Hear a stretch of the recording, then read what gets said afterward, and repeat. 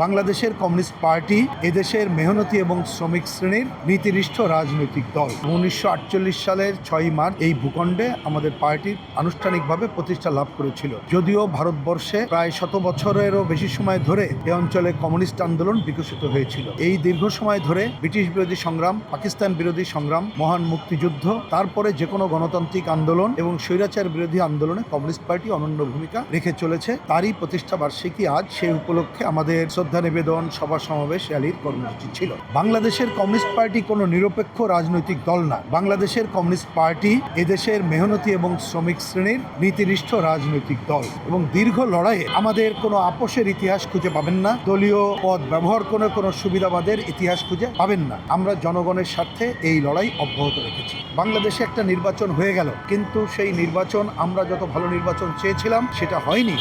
যদি শুরুতে অন্তর্বর্তীকালীন সরকার নির্বাচন ব্যবস্থার একটা আমূল সংস্কারের কাজে হাত দিত, আমাদের কথা শুনতো, তাহলে হয়তো বা একটা ভালো নির্বাচন পেতাম। তারপরও আমরা দেখলাম এই নির্বাচনের মধ্য দিয়ে যারা ক্ষমতায় গেল তারা এখনো পর্যন্ত জনস্বার্থ বা আমেরিকার বিরুদ্ধে অবস্থান তারা নিতে পারে নাই। বরঞ্চ একটা উগ্র সাম্প্রদায়িক শক্তি যারা বিরোধী দলের নামে আছে, তারা বাংলাদেশকে আর একটা ক্ষতিকর জায়গায় নিয়ে যেতে চায়। আজকে তাই আমাদের সংগ্রাম, যতটুকু গণতন্ত্র অর্জিত হয়েছে সেটি সংহত করা। আজকে আমাদের সংগ্রাম হলো উগ্র সাম্প্রদায়িক শক্তির আস্ফলন প্রতিরোধ করা। আজকে আমাদের সংগ্রাম হলো মুক্তিযুদ্ধের উপরে যে আঘাত এসেছে তার বিরুদ্ধে সংগ্রাম পরিচালনা করা। মব নামে কোনো জিনিস বাংলাদেশে থাকবে না। আইনের শাসন প্রতিষ্ঠার দিকে এগিয়ে যাওয়া। আর এই সব কাজকে যদি আমরা ঠিকমতো পরিচালনা করতে চাই এবং মানুষের স্বার্থ রক্ষা করতে চাই, তাহলে একটা বৈষম্যমুক্ত বাংলাদেশ গড়তে হবে। সেটাই করতে পারে একমাত্র নীতিনিষ্ঠ বাম কমিউনিস্ট শক্তি।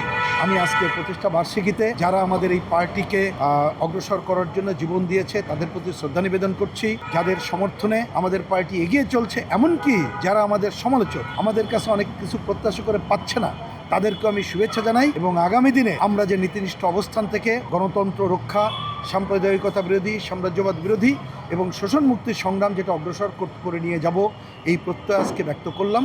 সেই সংগ্রামে তাদেরকে এগিয়ে আসার আহ্বান জানাচ্ছি।